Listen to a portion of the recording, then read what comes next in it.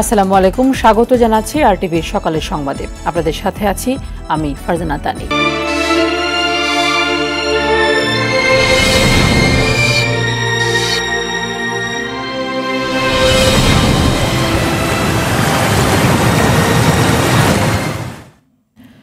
দেশের দক্ষিণ পূর্বাঞ্চলে বন্যার পানি কমার সঙ্গে ভেসে উঠছে ক্ষয়ক্ষতির চিত্র। দুর্গত এলাকায় ছড়িয়ে পড়ছে পানিবাহিত নানা রোগ। দুর্গম এলাকাগুলোতে খাবার ও বিশুদ্ধ পানির জন্য হাহাকার করছেন বানভাসীরা। ফেনীতে পানি কমছে ধীর গতিতে। জেলা সদর, সোনাগাজী, দাগনভূঞায় এখনও পানিবন্দী কয়েক লাখ মানুষ। এসব এলাকায় ত্রাণের সংকটে খেয়ে না খেয়ে দিন কাটছে দুর্গতদের। নোয়াখালীতে এখনও পানিতে ডুবে আছে বিভিন্ন এলাকার ঘরবাড়ি, রাস্তাঘাট। পানিবন্দী কয়েক লাখ মানুষের মানবেতর দিন কাটছে লক্ষ্মীপুরে। রয়েছে খাবার ও বিশুদ্ধ পানির তীব্র সংকট। কুমিল্লার বিভিন্ন উপজেলার ঘরবাড়ি পানিতে ডুবে থাকায় আশ্রয় কেন্দ্র থেকে বাড়ি ফিরতে পারছেন না দুর্গতরা।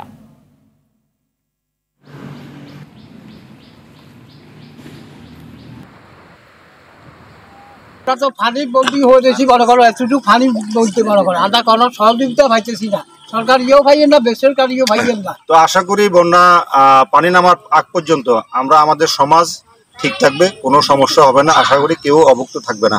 সরকারি তো এখনো কোনো কিছু আসে নাই, বেসরকারিভাবে আমরা সবাই মিলে আমরা ফান্ড ম্যানেজ করি, আমরা টান দিয়েছি।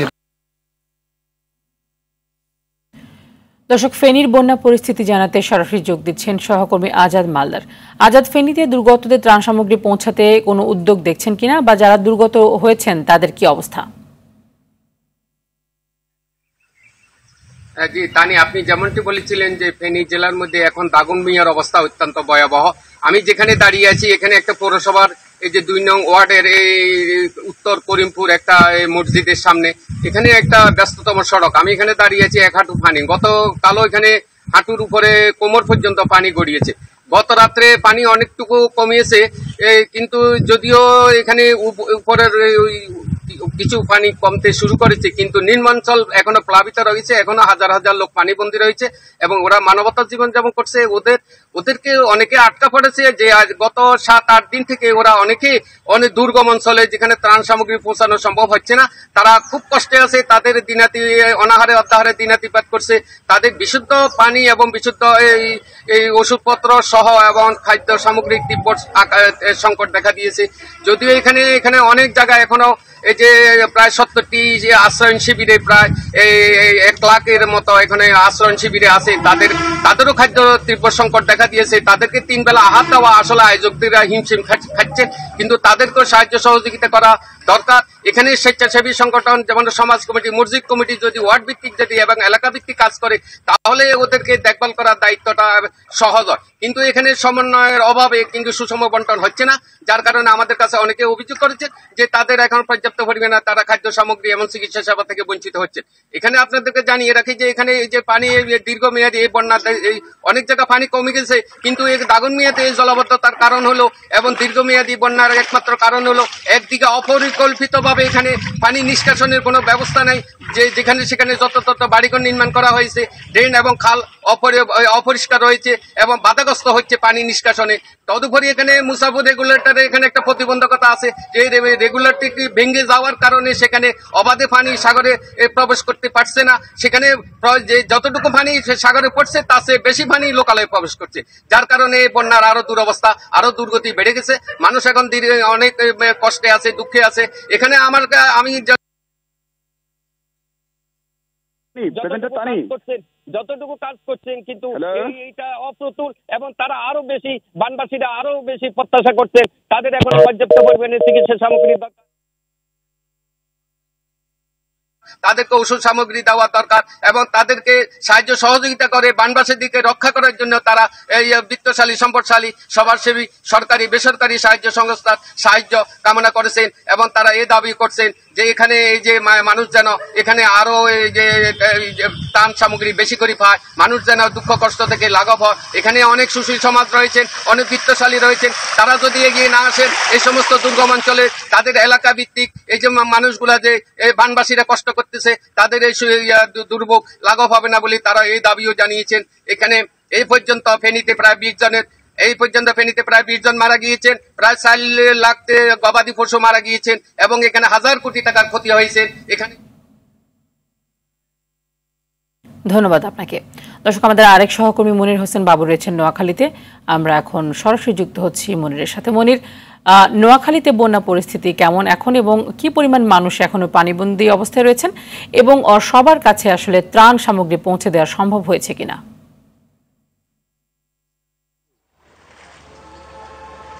তা নিয়ে আপনি যেমনটি বলছিলেন যে ভারত থেকে উজানে পানিতে সৃষ্ট বাংলাদেশের বেশ কয়েকটি জেলা প্লাবিত হয়েছে বন্যায়, তার মধ্যে ফেনীর পরে নোয়াখালীর বন্যার অবস্থা ভয়াবহ আকার ধারণ করেছে। তো আসলে এই অঞ্চলে বিগত 2-3 দিন থেকে বৃষ্টিপাত না হয় এই অঞ্চলের পানি কিন্তু নামতে শুরু করেছে। কোথাও কোথাও 1.5 থেকে 2 ফুট, আবার আকার বেঁধে কোথাও কোথাও 3 থেকে 4 ফুট পানি কমতে শুরু করেছে। তো আসলে পানি কমার সাথে সাথে আমরা দেখতে পাচ্ছি যে এখানকার যে ক্ষয়ক্ষতির যে চিহ্ন সেটি কিন্তু আস্তে আস্তে বেশি উঠতে শুরু করেছে। আমি যদি একটু আপনাকে বলে রাখি, পানি নামার সাথে সাথে কিন্তু এখানে যে পানিবাহিত যে রোগগুলি রয়েছে সেই রোগবালাইয়ের কিন্তু প্রকোপ দিন দিন বাড়ছে। আমরা জেলা স্বাস্থ্য বিভাগ থেকে জানতে পেরেছি এ পর্যন্ত নোয়াখালী 8টি জেলায় পানিবাহিত রোগে প্রায় 300 জনের মতো আক্রান্ত হয়েছেন। তার মধ্যে অনেকেই এখন বিভিন্ন উপজেলা স্বাস্থ্য কেন্দ্রে চিকিৎসা নিচ্ছেন বলে আমাদেরকে জানিয়েছেন। এদিকে আপনাকে একটু বলে রাখি যে যেসব দুর্গম এলাকায় এখনো পর্যন্ত ত্রাণ পৌঁছায়নি, পানি নামার সাথে সাথে সেসব এলাকায় কিন্তু মানুষ ত্রাণ দেওয়ার চেষ্টা করছে। তবে আমরা বানবাসীদের সাথে কথা বলেছি, তারা আমাদেরকে জানিয়েছেন যে তাদের যে খাবারের যে সংকট রয়েছে, খাবারের সংকটের পাশাপাশি বিশুদ্ধ পানি এবং যে নিত্য প্রয়োজনীয় যে ওষুধপত্রাদি সেগুলোর কিন্তু সংকট দেখা দিচ্ছে। যা তারা আমাদেরকে জানিয়েছেন যে সমাজের যে সরকার এবং সমাজের যে বিত্তবানরা রয়েছেন তারা যদি এই বানবাসীদেরকে খাবারের পাশাপাশি সুপেয় পানি এবং নিত্য প্রয়োজনীয় যে ঔষধ সেগুলো যদি সরবরাহ করে তাহলে তারা এই যে পানিবাহিত যে রোগ সেই রোগ কিন্তু তারা লাঘব করতে পারবে এবং তারা লাঘব করার চেষ্টা করবে। আমি আপনাকে জানিয়ে রাখি, বন্যার যে ক্ষয়ক্ষতির পরিমাণ সেটি কিন্তু প্রায় 100 কোটি ছাড়িয়ে গেছে, সহস্রাধিক কোটি টাকা ছাড়িয়েছে বলে আমাদেরকে স্থানীয়রা জানাচ্ছেন। কারণ আমরা দেখতে পাচ্ছি যে যারা নিম্ন মধ্যবিত্ত মানুষ আছেন তাদের কিন্তু ঘর বাড়ি একেবারেই কিন্তু যে মাটির ঘরগুলো রয়েছে সেগুলো কিন্তু ভেঙে পড়ার উপক্রম রয়েছে। আর যারা মাটির ভিটিতে বাস করেন তারা কিন্তু ঘরে ঢুকতে পারছেন না, তারা আমাদেরকে জানিয়েছেন। এই ছিল আমার কাছে নোয়াখালীর বন্যা পরিস্থিতির সর্বশেষ তথ্য। তানি, ধন্যবাদ আপনাকে। টানা বৃষ্টি আর ভারত থেকে নেমে আসা ঢলে নোয়াখালীর সেনবাগে ভয়াবহ বন্যা পরিস্থিতি সৃষ্টি হয়। বানভাসীরা নিকটস্থ আশ্রয়কেন্দ্রে ছুটলেও বিপাকে পড়েন খামারিরা। কোনো মতে পশু নিয়ে আশ্রয়কেন্দ্র উঠলেও পশুর খাদ্য নিয়ে ভোগান্তিতে তারা। এদিকে বন্যায় কয়েক কোটি টাকার সম্পদ নষ্ট হয়েছে বলছে উপজেলা প্রাণী সম্পদ অফিস। নোয়াখালীর সেনবাগ থেকে জাহাঙ্গীর পাটোয়ারির তথ্য ছবিতে বিস্তারিত জানাচ্ছেন ইমরুল কায়েস। ভারত থেকে নেমে আসা ঢলে চারিদিকে থই থই পানি। বন্যা পরিস্থিতিতে কোথায় রাস্তা আর কোথায় খাল বোঝার উপায় নেই। এ চিত্র নোয়াখালীর সেনবাগ উপজেলার। স্মরণকালের ভয়াবহ বন্যায় সাধারণ মানুষ যেমন সব হারিয়ে বিপাকে, তেমনি বিপাকে রয়েছে গবাদি পশু পাখি পালনকারীরা। বানভাসীরা নিরাপদে আশ্রয় নিলেও খামারিরা গৃহপালিত গরু ছাগল হাঁস মুরগি নিয়ে চরম বিপাকে। কোনো মতে আশ্রয় নিলেও দেখা দিয়েছে গোখাদ্যের সংকট। বন্যার পানিতে মৎস্য খামার তলিয়ে ভেসে গেছে লাখ লাখ টাকার মাছ। তলিয়ে আছে আমনের বীজতলা ও গ্রামীণ রাস্তাঘাট। সাধারণ মানুষ ত্রাণ সহায়তার আওতায় আসলেও গবাদি পশুর জন্য কেউ এগিয়ে আসেনি বলে অভিযোগ খামারিদের। আমার খের সবগুলা নষ্ট হয়ে গেছে, একটা কারণে গরু নিয়ে আমরা কষ্টতে আছি। পানি উঠে গেছে, নিজে থাকতেও কষ্ট, আর অনেকখানে আশ্রয় নিচ্ছে। এখানে গরুর খের নাই, পল্লি নেই, বুসি নেই, গরু নিয়ে আমরা খুব কষ্টে। কোনো খাদ্য নাই, মানুষের লাই খাদ্য বিতরণ করে, গরুর কোনো খাদ্য আলাদা বিতরণ করেও না, কোনো ব্যবস্থাই নেই। উপজেলার 9টি ইউনিয়নে 65টি খামারের 700 গরু, 125টি মুরগির খামারের 1,70,000 মুরগির 1,66,00,000 টাকার ক্ষতি হয়েছে বলে জানায় উপজেলা প্রাণী সম্পদ অফিস। মানুষের খাদ্য হিসেবে ত্রাণ পাচ্ছে, কিন্তু গবাদি পশুর কোনো প্রকার ত্রাণ পর্যাপ্ত পরিমাণে পাচ্ছে না। এ পর্যন্ত আমাদের হিসাব মতে প্রায় 3টি গরু মারা গিয়েছে বন্যায় আক্রান্ত হয়ে। তো 25টির অধিক মুরগির খামার এই বন্যায় আক্রান্ত হয়েছে। ইমরুল কায়েস, RTV। ঢাকা বিশ্ববিদ্যালয় টিএসসিতে গণত্রাণ কর সংগ্রহ কার্যক্রম চলমান রয়েছে। সেখানকার পরিস্থিতি জানাতে এবার সরাসরি যুক্ত হচ্ছেন সহকর্মী বিপুল দেব রায়। বিপুল, গণত্রাণ সংগ্রহ কার্যক্রমের এখন কি অবস্থা দেখছেন? ত্রাণ যারা দিতে এসেছেন তারা কি বলছেন এবং যে ত্রাণগুলো আসলে নিয়ে যাওয়া হচ্ছে সেগুলো প্রত্যন্ত গ্রামের মানুষকে পৌঁছে দেওয়া সম্ভব হচ্ছে কিনা?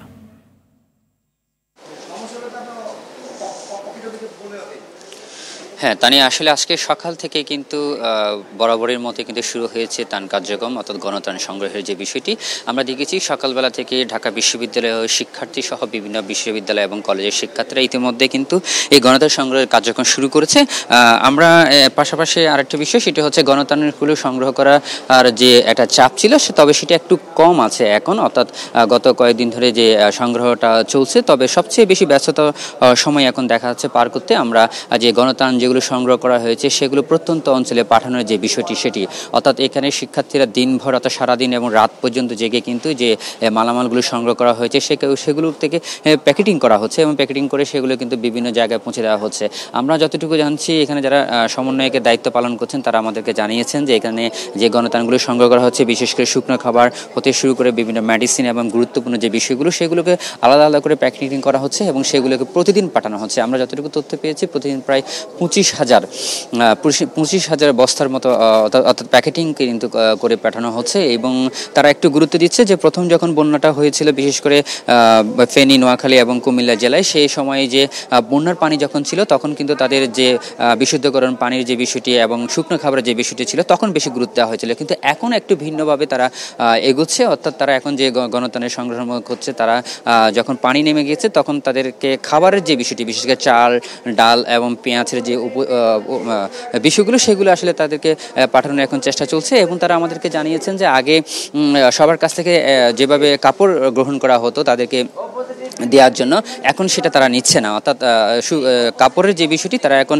বাদ দিয়ে তারা গুরুত্ব দিচ্ছে যে তাদেরকে আসলে পুনর্বাসনের যে বিষয়টি এবং ওখানকার যে খাবারের যে চাহিদা সেটি পূরণ করার ভিতরে তারা এখন দৃষ্টি আকর্ষণ করছে। পাশাপাশি এখানে যারা রয়েছে তারা আমাদের কারো জানিয়েছেন যে গণত্রাণের যে কার্যক্রমটি সেটি আর একটু বিশদ আকারে বড় করা হয়েছে এবং তারা এখন 3টা ভাগে ভাগ করা হয়েছে এবং গণত্রাণ কার্যক্রমটি চালিয়ে যাওয়ার জন্য বিশেষ করে আমরা এখন দেখতে পাচ্ছি টিএসসি, ঢাকা বিশ্ববিদ্যালয়ের টিএসসি এলাকায় এবং ঢাকা বিশ্ববিদ্যালয়ের যে খেলার মাঠ এবং ডাকসুর যে মাঠ রয়েছে সেই জায়গাগুলোতে কিন্তু আবার 3ভাবে কিন্তু তারা এই ত্রাণ কার্যক্রম সংগ্রহ করা হচ্ছে। পাশাপাশি এখানে যারা ত্রাণ নিয়ে আসছেন তারাও বলছেন যে আসলে এই ধরনের কাজে তারা সামিল হতে পারে, তারা নিজেদেরকে গর্ববোধ করছেন এবং এই ধরনের প্রাকৃতিক একটা দুর্যোগে বাংলাদেশের সকল মানুষ যে ছাত্রদের ডাকে কিন্তু ঐক্য ফিরে এসেছে সেটাও তারা কিন্তু বলছেন একটা দৃষ্টান্ত স্থাপন করেছে।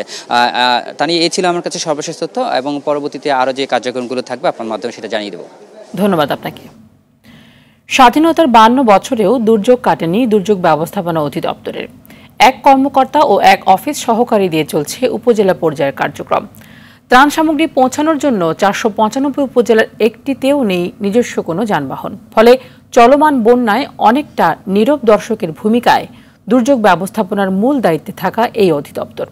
বিষয়টি স্বীকারও করেছেন খোদ অধিদপ্তরের কর্মকর্তারাই। দায় চাপাচ্ছেন সচিবালয়ের ওপর। বিস্তারিত সুমন তানভীরের রিপোর্টে।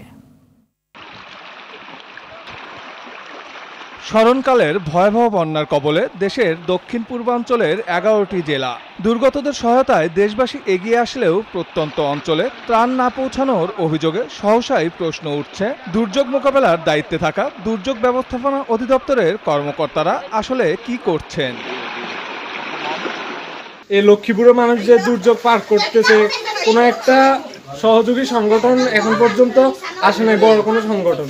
দেশের 495টি উপজেলায় অফিস থাকার পরও কেন ত্রাণ পৌঁছানো যাচ্ছে না ওইসব এলাকায়? এসব প্রশ্ন নিয়ে মহাখালীর অধিদপ্তর মহাপরিচালকের কার্যালয়ে গিয়ে তাকে পাওয়া যায়নি। তবে অধিদপ্তরের কয়েকজন কর্মকর্তার সঙ্গে কথা বলে পাওয়া যায় সব ভয়াবহ তথ্য।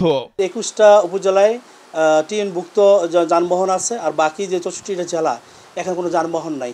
বিভিন্ন প্রকল্প থেকে দাঁড় করা যানবাহন দিয়ে চলা হয়, কিন্তু এদের কোনো ফুয়েল কস্ট পর্যন্ত দেওয়া হয় না। তো তাহলে আজকে যে ত্রাণ সামগ্রী যে অপ্রতুল অনেক ত্রাণ সামগ্রী আছে, প্রপার ডিস্ট্রিবিউশনের জন্য কিছুটা সমস্যা হচ্ছে। মাত্র 2 জন জনবল দিয়ে কীভাবে এই বিশাল দুর্যোগ মোকাবেলা করা সম্ভব? 1972 সালে প্রতিষ্ঠিত দুর্যোগ প্রবণ বাংলাদেশে দুর্যোগ মোকাবেলার একমাত্র সংস্থাটি চলছে মাত্র 2710 জন জনবল নিয়ে, যার মধ্যে আবার অনেক পদই খালি। সে বিবেচনায় 52 বছরে কর্মী বাড়ার বদলে উল্টো কমেছে। একজন কর্মকর্তার অধীনে একজন সহকারী নিয়ে চলছে 495টি উপজেলার কার্যক্রম। পর থেকে প্রায় 52 বছর হয়ে গেছে। সেখানে যে প্রথম যে 2 জন জনবল দিয়ে উপজেলা লেভেলে যে 2 জন জনবল ছিল সেটা এখনও বিদ্যমান। এই বিশাল দুর্যোগ মোকাবেলা করা আমাদের পক্ষে আসলে কঠিন হয়ে যাচ্ছে। সরকারকে আমরা বারবার প্রজেক্ট পাঠাচ্ছি, প্রস্তাব পাঠাচ্ছি, কিন্তু সেটা কেন কোন অদৃশ্য কারণে যে অনুমোদন হচ্ছে না সেটা আমরা বুঝতে চাচ্ছি না। যারা এই কাজটি দুর্যোগের সকলের আগে ফার্স্ট রেসপন্ডার হিসেবে অতন্ত্র প্রহরীর মতো যারা কাজ করে থাকেন তারা নিজেরা দুর্যোগ আক্রান্ত। তারা 1972 সালে গঠিত হওয়ার পর যে দুজন পদ ছিল সে দুটি রয়েছে, যে নামে ছিল সে নামে রয়েছে। জনবল সংকট অত্যন্ত প্রকট, যে কাজগুলো আসলে আরও 4 জন জনবল সেখানে অত্যন্ত প্রয়োজন। শুধুমাত্র একজন অফিস সহকারী এবং একজন কর্মকর্তা। একটা অফিসে তো একজন পিয়ন লাগে, একটু রুমটা খোলার জন্য, রুমটা পরিচ্ছন্ন রাখার জন্য তো একজন পিয়ন লাগে। এটা তো অমানবিক। বাংলাদেশে এমন কোনো দপ্তর নেই যেখানে একজন অফিস সহায়ক বা এমএনএসএস নেই। সংকটের কথা স্বীকার করেছে দুর্যোগ ব্যবস্থাপনা ও ত্রাণ মন্ত্রণালয়ও। বলছে সংস্কারের কাজ শুরু হবে দ্রুতই, বাড়ানো হবে জনবলও। দুর্যোগেরও তো আপনার ডাইভার্সিফিকেশন অনেক বেড়ে গেছে, ইন্টেন্সিটি বাড়ছে, ফ্রিকোয়েন্সিও বেড়ে গেছে। তো এই সমস্ত মাথায় চিন্তা করে আমরা একটা রিভাইজ অর্গানোগ্রাম করেছি। আশা করি এটা ডিডিএমের ক্ষেত্রে যেরকম, মন্ত্রণালয়ের ক্ষেত্রেও সেরকম এই অর্গানোগ্রামটা আমরা অনুমোদন করাতে পারবো। সেক্ষেত্রে আমাদের জনবল এবং আমাদের যে হ্যান্ডস সেটা উপজেলা পর্যায়ে, জেলা পর্যায়ে, অধিদপ্তর এবং মন্ত্রণালয় সব জায়গায় কিন্তু বাড়বে। তবে জনবল বাড়ানোর পাশাপাশি দুর্যোগপ্রবণ একটি দেশে কোন উদ্দেশ্যে, কাদের স্বার্থে এমন একটি গুরুত্বপূর্ণ অধিদপ্তরকে পঙ্গু করে রাখা হয়েছে সে বিষয়েও তদন্ত হওয়া প্রয়োজন বলে মনে করছেন বিশেষজ্ঞরা। সুমন তানভীর, RTV, ঢাকা। অন্যান্য প্রসঙ্গ, সম্প্রতি দেশে ঘটে যাওয়া আন্দোলন, অভ্যুত্থান সহ অতীতের সব নৃশংসতার উৎস খুঁজে বের করে ভবিষ্যতে তার পুনরাবৃত্তি ঠেকাতে জাতিসংঘকে পাশে চায় বাংলাদেশ। এ বিষয়ে জাতিসংঘের মানবাধিকার বিষয়ক হাই কমিশনার ফলকার টুরকে লেখা চিঠিতে এই অনুরোধ জানিয়েছেন অন্তর্বর্তী সরকারের প্রধান উপদেষ্টা ডক্টর মোহাম্মদ ইউনূস। বাংলাদেশের মানবাধিকার লঙ্ঘনের ঘটনা তদন্তে জাতিসংঘের নেতৃত্বে স্বাধীন ও নিরপেক্ষ তদন্তের কথা বলা হয়েছে। এরই মধ্যে গুমের ঘটনার জবাবদিহি নিশ্চিতে আন্তর্জাতিক সনদ সই করেছে বাংলাদেশ। এদিকে মানবাধিকার বিষয়ক হাই কমিশনের যে অগ্রবর্তী দলটি 8 দিনের ঢাকা সফরে এসেছিল সে বিষয়ে কূটনৈতিক সূত্রগুলো বলছে দলটি ঢাকায় আলোচনা করে কি পেল তা হাই কমিশনারের দপ্তরে উপস্থাপন করবে।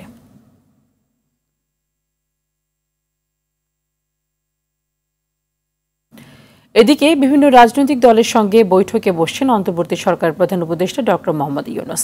আজ বিকেল 3টায় প্রধান উপদেষ্টার সরকারি বাসভবন যমুনায় এই মত বিনিময় সভা অনুষ্ঠিত হবে, চলবে রাত 8টা পর্যন্ত। বৃহস্পতিবার প্রধান উপদেষ্টা প্রেস উইং জানায়, বর্তমান সরকার দায়িত্ব নেওয়ার পর যেসব রাজনৈতিক দলের নেতাকর্মীদের সঙ্গে মত বিনিময় করেছেন এবারও তাদের সঙ্গে মত বিনিময় করা হবে। দেশের সার্বিক পরিস্থিতি, সংস্কার এবং আগামী নির্বাচন নিয়ে রাজনৈতিক দলগুলোর সঙ্গে সরকারের আলোচনা হবে। তবে আগের বৈঠকের মতো এবারও আওয়ামী লীগ সহ তাদের জোটের কোনো দল থাকবে না বলে জানা গেছে। অতি উষ্ণতার দিকে মনোযোগ না দিয়ে বাংলাদেশ ভারতের মধ্যকার সহযোগিতার সম্পর্ক এগিয়ে নেয় কল্যাণকর। অন্যদিকে অন্তর্বর্তী সরকারকে বিপ্লবী সরকারের ভূমিকা পালনে আরও বেশি সচেষ্ট হতে হবে। ধ্বংসপ্রায় অর্থ ব্যবস্থা পুনর্গঠনেও বিশেষ নজর দেওয়া প্রয়োজন বলে মনে করেন বিশেষজ্ঞরা। ওয়াশিংটন ভিত্তিক মানবাধিকার সংস্থা রাইট টু ফ্রিডম আয়োজিত ওয়েবিনারে এসব কথা বলেন বক্তারা। রিপোর্ট করছেন সুফিয়ান ফারাবি। ছাত্র জনতার আন্দোলনের ফলে দীর্ঘ 16 বছরের স্বৈরশাসনের অবসান ঘটেছে। উদিত হয়েছে নতুন ভোর, রাষ্ট্র নিয়ে স্বপ্ন দেখতে শুরু করেছেন জনসাধারণ। সেসব প্রত্যাশা পূরণে প্রফেসর ডক্টর মোহাম্মদ ইউনূসের নেতৃত্বে গঠিত হয়েছে নতুন সরকার। কর্তব্য বিশ্বস্ততার সহিত পালন করিব। রাষ্ট্র পুনর্গঠনে এগিয়ে যাওয়ার বিষয়গুলো নিয়ে ওয়াশিংটন ভিত্তিক মানবাধিকার সংস্থা রাইট টু ফ্রিডমের এই ওয়েবিনার। এতে অংশ নিয়ে বাংলাদেশে নিযুক্ত সাবেক মার্কিন রাষ্ট্রদূত উইলিয়াম বি মাইলাম বলেন, একাধিকবার গণঅভ্যুত্থানের ঘটনা ঘটলেও প্রত্যাশা অনুযায়ী ফলাফল পায়নি দেশের মানুষ। আমি ঢাকায় অবস্থানকালে তখন এই দৃশ্য এর আগে দেখেছি। এটা হাসির কোনো বিষয় নয়। বিগত 35 বছরে এই 3 বার বাংলাদেশকে নতুন করে যাত্রা শুরু করতে হয়েছে। আমরা এক অর্থে একই জায়গাতে ফিরে এসেছি। আবার বাংলাদেশে যা ঘটেছে তা খুবই গুরুত্বপূর্ণ। বাংলাদেশকে জানতে হলে বাংলাদেশের ইতিহাস সম্পর্কে জানতে হবে। উইলসন সেন্টারের সাউথ এশিয়া ইনস্টিটিউটের পরিচালক মাইকেল কুগেলম্যান মনে করেন, অতি উষ্ণতার দিকে মনোযোগ না দিয়ে ভারত বাংলাদেশের দ্বিপাক্ষিক সহযোগিতা সম্পর্ক এগিয়ে নেয়াই উভয় রাষ্ট্রের জন্য কল্যাণকর। একই অনুষ্ঠানে যোগ দিয়ে সুজন সম্পাদক বদিউল আলম মজুমদার বলেন, বর্তমান সরকার একটি বিপ্লবী সরকার। সেদিক থেকে রাষ্ট্র মেরামতে তাদের আরও ভূমিকা দেখতে চায় সাধারণ মানুষ। বাংলাদেশ ভারতের সরকারকে একটা বিষয়ে নিশ্চয়তা দিয়ে বলতে পারে যে তারা নতুন করে যাত্রা শুরু করতে চায়। ভারত তাদের পররাষ্ট্রনীতি, অভ্যন্তরীণ বিষয় এবং শাসন ব্যবস্থায় হস্তক্ষেপ করতে পারবে না। যেসব প্রতিষ্ঠান ভেঙে পড়েছে সেগুলো পুনরায় সুসংগঠিত হতে হবে। হাসিনা পুলিশকে তার ব্যক্তিগত বাহিনী বানিয়ে ফেলেছিল। দল এবং নিজের স্বার্থে সে পুলিশকে ব্যবহার করেছে। পুলিশ রাষ্ট্রীয় বাহিনীর ভূমিকা পালন করেনি। এ প্রতিষ্ঠানটির অধঃপতন হয়েছে। আমলাতন্ত্রের অবস্থাও খুব বাজে। যারা অপরাধ করেছে তাদের বিচারের আওতায় আনতে হবে এবং শাস্তি দিতে হবে। ঢেলে সাজাতে হবে এসব প্রতিষ্ঠানকে। অনুষ্ঠান সঞ্চালনা করেন রাইট টু ফ্রিডমের বোর্ড মেম্বার জন এফ ড্যানিলোয়েজ। এ সময় ওয়াশিংটন ও নিউ ইয়র্কে সাংবাদিক মুশফিকুল ফজল আনসারীর ভূমিকার ভূয়সী প্রশংসা করেন তিনি। Bangladesh on the radar screen of policymakers in Washington, New York, and around the world. So we're very happy to have you with us here at Right to Freedom. Sufian Farabi, RTV, Dhaka. ময়মনসিংহের ত্রিশালে জমি দখলের অভিযোগ উঠেছে সাবেক আইনমন্ত্রী আনিসুল হকের বিরুদ্ধে। ভুক্তভোগীরা অভিযোগ করেন, জমি লিখে দিতে রাজি না হলেই ঢাকার র্যাব সদর দপ্তরে নিয়ে তাদের নির্যাতন করা হতো, দেয়া হতো মামলা। দখল হওয়া জমি ফেরত ও আনিসুল হকের দৃষ্টান্তমূলক শাস্তি চান তারা। ময়মনসিংহ থেকে মোজাম্মেল খোকনের প্রতিবেদন, জানাচ্ছেন সৈয়দ মাহমুদ। ত্রিশালের রায়মণি গ্রামে ঢাকা ময়মনসিংহ মহাসড়কের পাশে খাগাটিপাড়া ও নারায়ণপুর মৌজায় এই আবাসন প্রকল্পে 3 একর 74% জমির মালিক সাবেক আইনমন্ত্রী আনিসুল হক। তার নিকটাত্মীয় ইকবালের নামে রয়েছে 4.5 একর জমি। ভুক্তভোগীদের অভিযোগ, প্রকল্পের আশেপাশে থাকা আরও কয়েক একর জমি দখলে নিয়ে কলা বাগান গড়ে তোলেন আনিসুল। এমনকি প্রকল্পের বেশিরভাগ জমি হামলা, মামলা ও র্যাবের ভয় দেখিয়ে নামমাত্র মূল্যে জোর করে কিনে নেন আনিসুল। আইনমন্ত্রী আমাদের জমি বেআইনিভাবে আইন দখল করিয়া মানে বুক করে খাইতেছে। এমনকি আমরা দখল গেলে আমাদেরকে মামলা মুক্তার করে, এমন মামলা রানিং মামলাও দিয়েছিল আমাদেরকে। ভূমি দস্যু আইনমন্ত্রীরা যায় না, জায়গাটা কিনছে, অনেক মানুষের জায়গা জুলুম করেও নিছে, কেউ অর্ধেক টাকা দেয় ফুল জমিও নিছে, আবার কিছু কিছু মানুষের জমি এমনিতেই দখল ধরিয়া এমনিতেই খাইতেছে।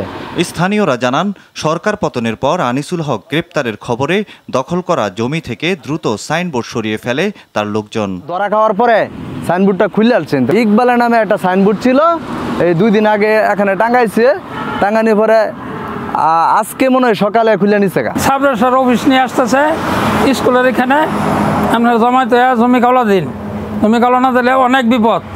পরে ওনারা এই হুমকির উপরে অথবা বিপদ সম্মুখীন হইয়া জমি আমার কথাতেই ওনারা কাওলা দিছে। আনিসুল হক কারাগারে, আরেক অভিযুক্ত ইকবাল আত্মগোপনে। তবে আনিসুল হকের বৈধ জমির তথ্য দেয় প্রশাসন।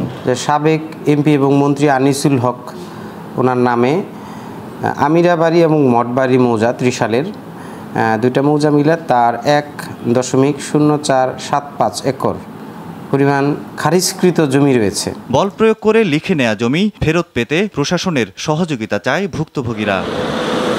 সৈয়দ মাহমুদ, RTV। ক্ষমতাচ্যুত সরকারের মন্ত্রী, এমপি ও ঘনিষ্ঠজনদের বিরুদ্ধে গণহারে হত্যা মামলাকে প্রতিহিংসামূলক মনে করছেন আইনজ্ঞরা। এই সংস্কৃতি ন্যায় বিচারে পথ রুদ্ধ করতে পারে, গুরুত্ব হারাতে পারে অপরাধ। সুপ্রিম কোর্টের সিনিয়র আইনজীবী মঞ্জিল মোর্শেদ ও আহসানুল করিম বলেন, এই প্রবণতা থেকে দ্রুত বের হতে হবে। মামলা হতে হবে সুনির্দিষ্ট অভিযোগের ভিত্তিতে। আরও জানাচ্ছেন অধরা ইয়াসমিন। শিক্ষার্থী জনতার গণ আন্দোলনের মুখে গেল 5 আগস্ট ক্ষমতা ছাড়তে বাধ্য হয় আওয়ামী লীগ সরকার। তবে অতিরিক্ত বল প্রয়োগে ঝরে যায় অন্তত 650 প্রাণ। বেরিয়ে আসতে থাকে ক্ষমতাচ্যুত সরকারের অন্যায় অপকর্মের ফিরিস্তি। তৎকালীন সরকারের মন্ত্রী, এমপি থেকে ঘনিষ্ঠদের বিরুদ্ধে শুরু হয় মামলা। অপরাধ ভিন্ন হলেও প্রায় সবার বিরুদ্ধেই এক বা একাধিক হত্যা মামলা দায়ের হতে থাকে। তালিকা থেকে বাদ যায়নি সাংবাদিক কিংবা খেলোয়াড়রাও। শুধু হত্যা মামলা নয়, আদালতে হাজিরের সময় অনেকেই আক্রান্ত হন, যাকে সমর্থন করেন না অন্তর্বর্তী সরকারের আইন উপদেষ্টাও। আদালত চত্বরে যে হামলা হচ্ছে, এটা কোনো অবস্থাতেই গ্রহণযোগ্য না। আইনজ্ঞরা বিশেষজ্ঞরা মনে করেন সত্যতা না থাকলে এসব মামলা বিচার প্রক্রিয়াকে ক্ষতিগ্রস্ত করবে। একজনের বিরুদ্ধে আরেকজনের প্রতিহিংসা চরিতার্থ করার যে একটা প্রবণতা, সেটাই মামলার মধ্যে মামলা যদি এইভাবে চলে তাতে করে সমাজ ব্যবস্থা দুর্বল হয়ে যাবে, আমাদের অগ্রগতি প্রবৃদ্ধি ক্ষুণ্ণ হবে এবং এটা আমাদের জীবন সংস্কৃতির সাথে এটার একটা বিরাট প্রতিক্রিয়া সৃষ্টি হবে। মিথ্যা মামলা যেন না হয় সেদিকে সরকারের দৃষ্টি দেওয়া উচিত বলে মনে করেন সিনিয়র আইনজীবীরা। আগেও আমরা যেটা সমালোচনা করেছি, বিএনপির সামনে একটা ঘটনা ঘটলো, সেখানে বিএনপির সেক্রেটারি ছিল না কিন্তু উনি আছে আসামি, তাই না? তো এইগুলো আলটিমেটলি হয় কি রাজনৈতিক মামলা হিসেবে এগুলোর কোনো বিচার হয় না চূড়ান্তভাবে। তো এখনও তাই হচ্ছে। একজন মারা গেছে মিরপুরে, সেখানে সংশ্লিষ্ট যারা আছে তাদের সঙ্গেই তো হচ্ছেই, সে বিদেশে যে আছে তার নামে মামলা হয়ে যাচ্ছে, তাই না? যে ক্রিকেট খেলতেছে তার নামে মামলা হয়ে যাচ্ছে। প্রতিহিংসামূলক আচরণ না করে আইনের শাসন প্রতিষ্ঠায় জোর দেওয়ার পরামর্শ আইনজীবীদের। সেই সঙ্গে মিথ্যা মামলার কারণে কেউ যেন ক্ষতিগ্রস্ত না হয় সেদিকেও নজর রাখা জরুরি। আমরা যদি ফৌজদারি আইন বিবেচনা করি তাহলে সেই অনুসারে আমি বলবো যে এগুলো এক ধরনের প্রকৃত মামলা হিসাবে টেকানোটা খুব কঠিন হবে, কারণ এইটা যেভাবে করা হচ্ছে তার মধ্যে অধিকাংশ লোকজনই তাদের বিরুদ্ধে প্রমাণ করা যাবে না যারা হত্যার সঙ্গে জড়িত। অধরা ইয়াসমিন, RTV, ঢাকা। পথে ঘাটে চাঁদাবাজি না থাকা এবং পর্যাপ্ত সরবরাহের কারণে বাজারে নিত্যপণ্যের দাম কমেছে। দর্শক, কারণ বাজারের পরিস্থিতি জানাতে সরাসরি যুক্ত হচ্ছেন সহকর্মী রফিকুল ইসলাম। রফিক, বাজারে নিত্যপণ্যের সরবরাহ কেমন দেখছেন এবং কোন কোন পণ্যের দাম কমেছে বলে জানতে পেরেছেন? তানি, বাজারে আসলে নিত্যপণ্যের সরবরাহ ভালো, বিশেষ করে সবজির সরবরাহ ভালো। আপনাকে একটু জানিয়ে রাখি, এখন কিন্তু সবজির মৌসুম না, বর্ষাকালে সাধারণত সবজি সরবরাহ এত বেশি থাকে না। তবে আমরা বাজারে এসে যেটি দেখছি, পর্যাপ্ত পরিমাণের সবজি রয়েছে এবং দামও সহনশীল পর্যায়ে। আপনাকে একটু জানিয়ে রাখি, 30 টাকা কেজি থেকে শুরু করে 70-80 টাকার মধ্যে সব ধরনের সবজি মোটামুটি কারণ বাজারে পাওয়া যাচ্ছে। দাম কমেছে কাঁচামরিচের। আমরা গত 2 দিন ধরে বা এর আগে আমরা দেখেছি 200 টাকা 220 টাকা কেজি দরে যে কাঁচামরিচ বিক্রি হচ্ছে, আজকে সেই মরিচ 140-150 টাকা কেজিতে কারণ বাজারে বিক্রি হচ্ছে। এছাড়া দাম কমেছে ব্রয়লার মুরগির। ব্রয়লার মুরগি 150 থেকে 160 টাকা কেজি দরে বিক্রি হচ্ছে এবং সোনালিকা মুরগি 230 থেকে 240 টাকা বিক্রি হচ্ছে। যে সোনালিকা মুরগি কিছুদিন আগেও 300 টাকা 320-30 টাকা বিক্রি হয়েছিল, সেই মুরগি কিন্তু 100 টাকা কমে গিয়ে বিক্রি হচ্ছে। সব মিলিয়ে বিক্রেতাদের সঙ্গে কথা বলেছি, বিক্রেতারা যেটি বলেছেন সেটি হচ্ছে, কারণ বাজারে আগে গাড়ি নামা থেকে শুরু করে রাস্তায় আসা থেকে শুরু করে সব জায়গায় আসলে চাঁদাবাজি ছিল। চাঁদাবাজি যেহেতু কমে গেছে, স্বাভাবিকভাবেই দামও সব ধরনের পণ্যের দাম কমে গেছে, কিন্তু কয়েকটি পণ্যের দাম আবার কিন্তু বেড়েও গিয়েছে। বিশেষ করে ডিমের দাম আসলে ডর্জন প্রতি গত এক সপ্তাহের তুলনায় 10 থেকে 15 টাকা বেড়েছে, এখন 150 টাকা বিক্রি হচ্ছে। এছাড়া মাছের দাম আমরা বাড়তির অভিযোগ শুনেছি। পাঙ্গাস মাছ 220-30 টাকা, তেলাপিয়া মাছ 250 টাকা কেজি দরে বিক্রি হচ্ছে। যেহেতু বিক্রেতারা অভিযোগ করছেন যে এখন বন্যা চলছে, মাছের ঘেরগুলো সব ভেসে গিয়েছে, মাছ তারা ধরতে পারছেন না, এই কারণে মাছের দামটা বেশি। সব মিলে তা নিয়ে এই ছিল বাজার পরিস্থিতি। ধন্যবাদ আপনাকে। সকালের সংবাদ এই পর্যন্তই। সবশেষ সংবাদ জানতে যে কোনো মোবাইল ফোন থেকে 24141 নম্বরে ডায়াল করুন। মধ্যাহ্নের সংবাদ দুপুর 12টায় দেখার আমন্ত্রণ রইল। ধন্যবাদ সবাইকে।